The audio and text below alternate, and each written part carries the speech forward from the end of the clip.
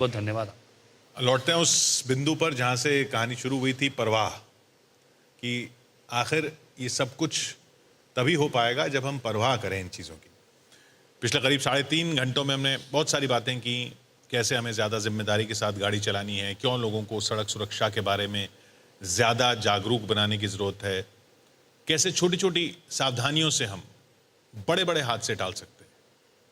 Truck drivers की परेशानियों को हमने सुना, उन लोगों की बात को समझा जिन्होंने सड़क सुरक्षा को अपने जीवन का मकसद बना रखा है।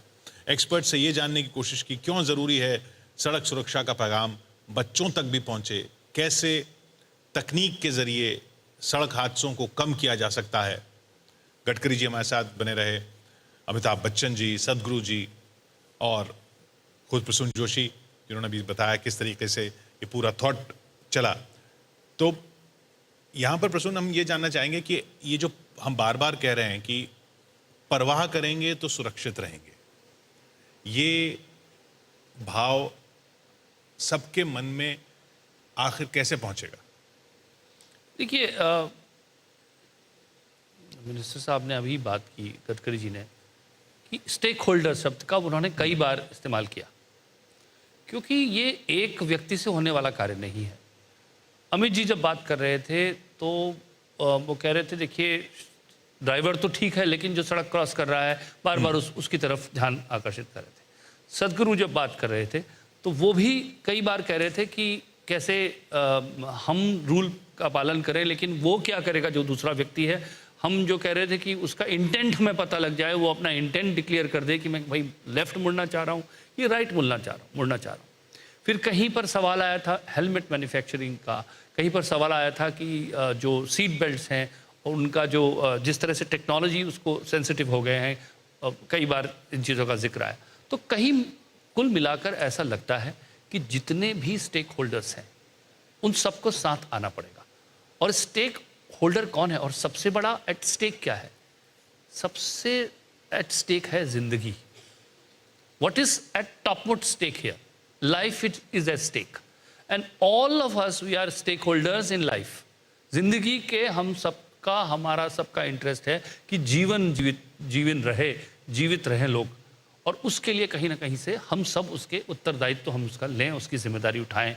क्योंकि जो बदल रहा है, सड़क जो है वो मॉडर्न सिविलाइजेशन का पार्ट है, और मॉडर्न सिविलाइजेशन में जो तब्दीलियाँ आ रही हैं उनके साथ सहज कैसे होना है, उसे आत्मसात कैसे करना है, उससे जुड़ना कैसे है, उस सब पर निर्णय जो है इस तरह के। और मैं नेटवर्क 18 का और आपका, आप लोगों का सबका धन्यवाद देना चाहता हूँ कि आपने एक फोरम बनाया है। इस फोरम से अगर हम कुछ चीज़ें काखोगा यहाँ से अगर हम लेके निकलते हैं तो शायद वो अच्छी शुरुआत होगी, पर वो उसे अंत नहीं मानना चाहिए, वो शुरुआत ही होगी। Sadhguru, what would be your takeaway and what would be your suggestion or advice to people on this? See, one thing that we need to recognize is we are a generation, we are a society, we are a nation who are in transition in various aspects of life, from one level of living to another.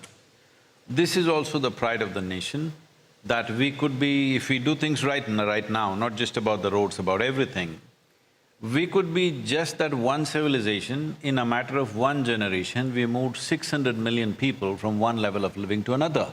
Never it's been done in a democratic process, it's been done forcefully in some nations.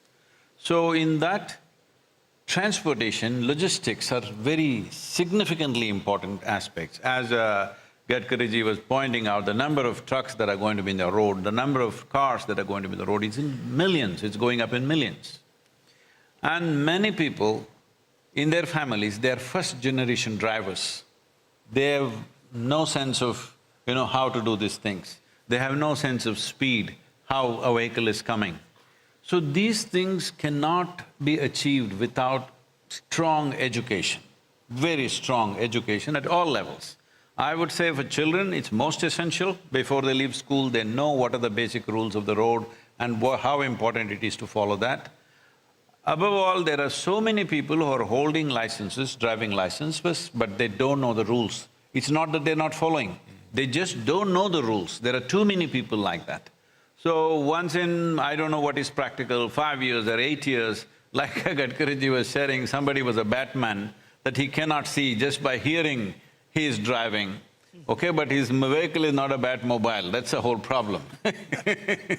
So, when we have such situations, I think review of licensing processes, if it is too much for government to do this, I think private agencies should come up and conduct this. Once they are certified by that, government can renew the license. Once in 5 or 8 years' time, if there is a renewal, your eye, your vision, your hearing, these things are checked. Apart from that, there's somebody is listening to the phone and driving, that's another matter. But when your hearing itself is down or when your vision is down and you're driving, because that is your livelihood also, and somebody is carrying a huge load on his little moped and going, well, the economic condition of the country is such, he cannot hire a truck for that little thing that he is carrying. So there are many aspects. It is not just one thing, but education could save a whole lot of lives. जैसा हमने शुरू में कहा ना गडकरी जी की ये हादसा कह देते हैं हम एक्सीडेंट हम शब्द इस्तेमाल करते हैं That accident. itself must change. हाँ, See, accident नहीं- in United States, if somebody gets into something, we say it's a crash. Here we call it an accident.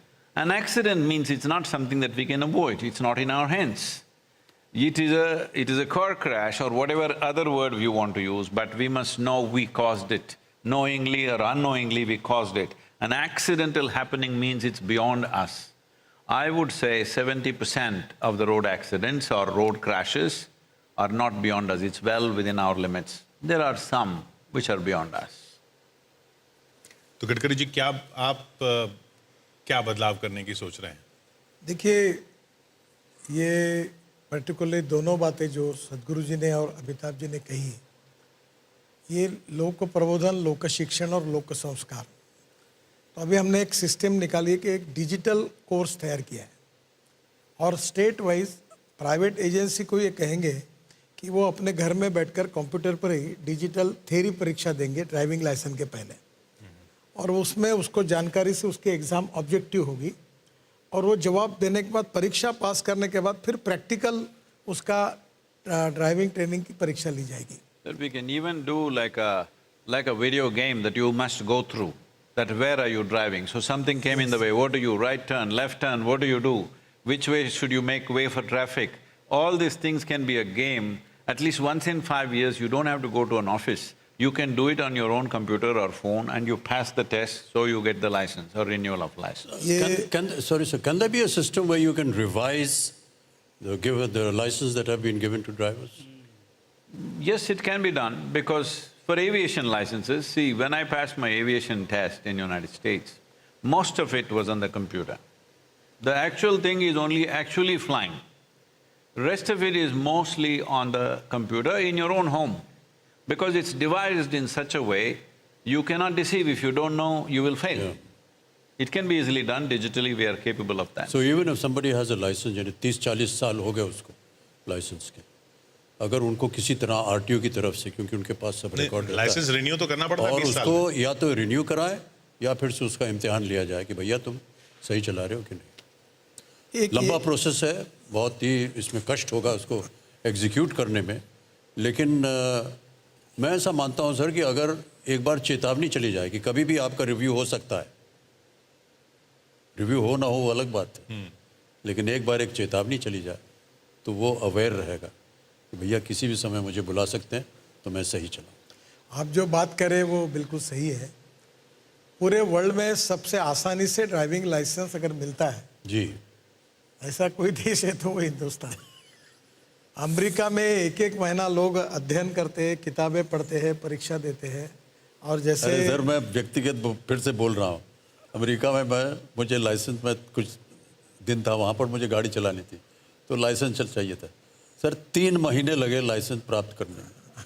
4 इम्तिहान हुए, प्रैक्टिकल और लिखित, उसके बाद वाइवा हुआ, इंटरव्यू हुआ, सिटी में कैसे चलाना है, पार्किंग कैसे करना है, हाईवे पे जाकर के अलग नियम है सर, हाईवे 3 महीने बाद जाकर के 2 बार फेल हुआ, उसके बाद तीसरी बार सफल हुआ, तब जाकर के लाइसेंस मिला। इस तरह का कड़क जो होती है ना, ये वो सदगुरु जी ने जो बताया उसमें थोड़ा बहुत हमको मिला है, पर हम लोग अभी कोशिश करेंगे कि Digitally- टेक्नोलॉजी का उपयोग करके Yes. डिजिटल सिस्टम का कैसे इस प्रकार से हम लोग ये अच्छी बना। जी See, it's like a video game, if you don't complete it, Yeah. then your license is not renewed. So you must try it 5 times, 10 times, Yeah. you try at home itself. Going to the office, coming, it will lead to corruption, various aspects are there. पर I think digital जो आप कह रहे हैं वो बहुत आजकल कारगर है। हर चीज़ में आपने कहा कि सारी पढ़ाई पैंडेमिक के टाइम पे डिजिटल में हुई है, तो डिजिटल को अगर हम इसके लिए यूज़ करें रीटेस्ट करने के लिए या दोबारा टेस्ट करने के लिए, रिन्यूअल के लिए, तो अच्छा हो सकता है, क्योंकि बेसिक्स तो आप एक बार टेस्ट कर चुके हैं। क्योंकि हमारा देश बहुत बड़ा भी है, उसकी समस्याएं बड़ी भी हैं। मतलब कल्पना तो अच्छी होती है पर उसकी जो प्रैक्टिकलिटी है यहाँ पर थोड़ा मुश्किल हो जाती है। तो डिजिटल उसका सारा भार उठा सकता है, मुझे ऐसा लगता है।